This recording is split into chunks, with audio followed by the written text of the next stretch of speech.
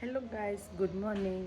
તો હવે અત્યારે થઈ ગયો છે ડે 2 આપણો, અને હવે બ્લોગની શરૂઆત આપણે ડેલી રાખશું. તો તો આપણે આજે અત્યારે મોર્નિંગ થઈ ગઈ છે, તો અત્યારે ચાથી શરૂઆત કરશું. તો ચા બનાવીએ મસ્ત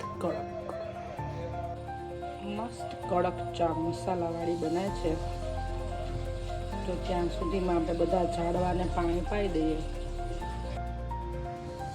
પછી મીઠો લીમડો, મોન્સ્ટર, શ્યામવેલ, નાગરવેલ કે મનીવેલ છે. તો ચાલો પાણી પાઈ દઈએ આપણે એને ગરમીમાં.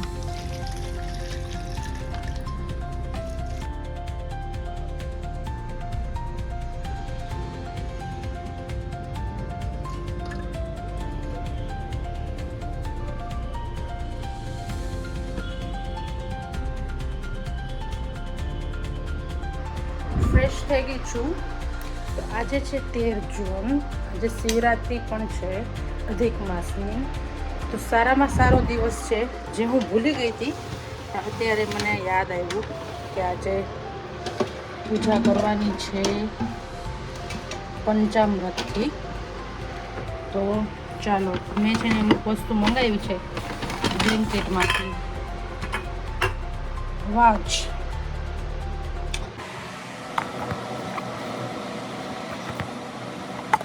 कौन है ये लोग? कहां से आते हैं? कैसे कैसे लोग रहते हैं यार यहाँ पर। चलो तुमको पागल कुत्ते का गाड़ी उठा के ले जाएगा, बता रहे हैं हम। તો મેં અમુક વસ્તુ મંગાવી છે બ્લિંકિટમાંથી, જે હોતી નહીં. તો થોડું દૂધ છે, દહીં પંચામૃત બનાવવા માટે, કાચું દૂધનો શિવલિંગ ઉપર અર્પણ કરવા માટે, અને મધ.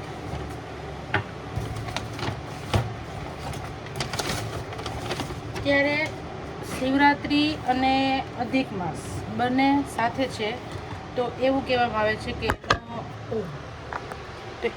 આવે છે કે એનો બહુ સારો મહત્ત્વ હોય છે. તો એ પંચામૃતથી શિવલિંગને અર્ઘ આપવાનો, કાચા દૂધથી, ગંગાજળથી વિષ્ણુ ભગવાન અને મહાદેવને.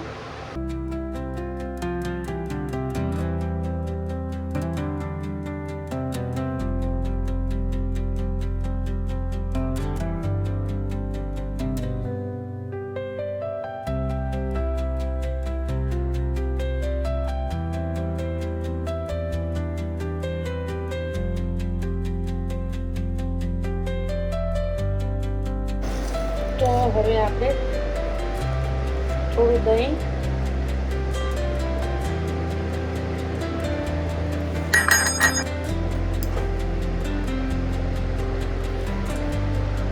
થોડું દૂધ,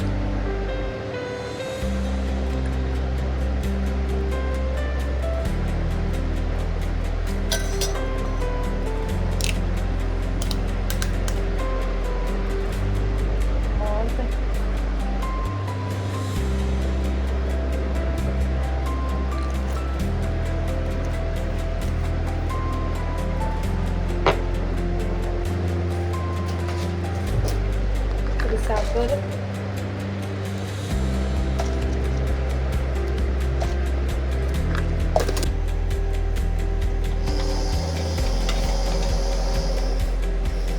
ઘી,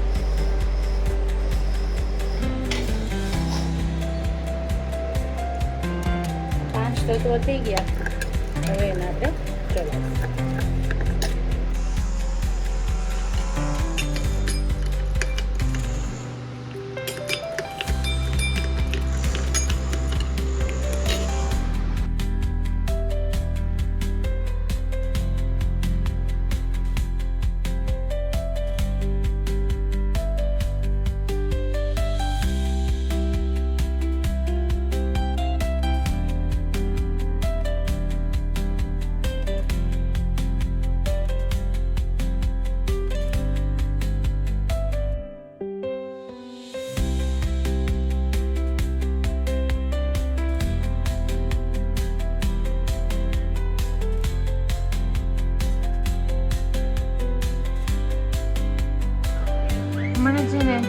લાફ્ટર શેફ બહુ ગમે.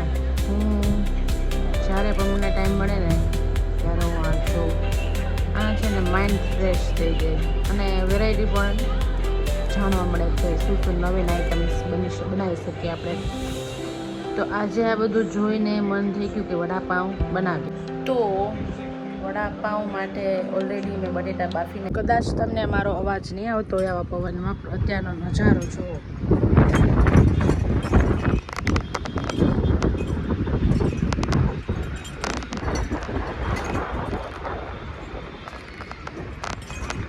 ક્યારેક છે ને સનસેટ જોવામાં જે મજા છે ને એ એકેય વસ્તુમાં નથી. બહુ મજા આવે. ઠંડી ઠંડી હવા આવતી હોય અને અલગ જ નજારો હોય. સાથે હાથી પણ એની મોજમાં રમે છે, તેને પણ જોઈ. એકાદું ફેમિલી પણ આવ્યું છે એને મળવા માટે. પોતાનું ઘાસ જે ખાવા માટે આપે એ ઉપર પોતાની ઉપર નાખે, તો એની પણ મજા છે. કેટલો પવન છે ને મસ્ત. વાતાવરણ જ એટલું મસ્ત છે. તો આજે વડાપાવની મજા લેશું અમે.